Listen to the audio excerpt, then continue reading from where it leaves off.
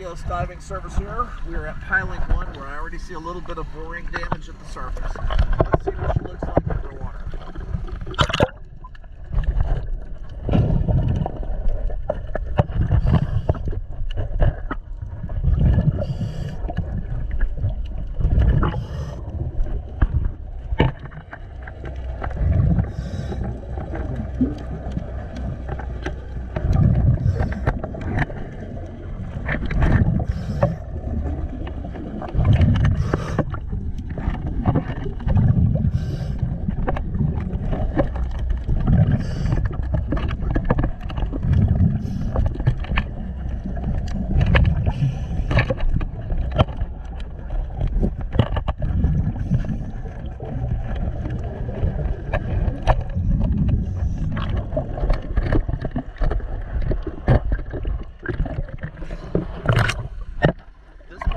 Just be wrapped, but there is a huge boulder leaning against it, which would have to be moved in order to get it wrapped properly.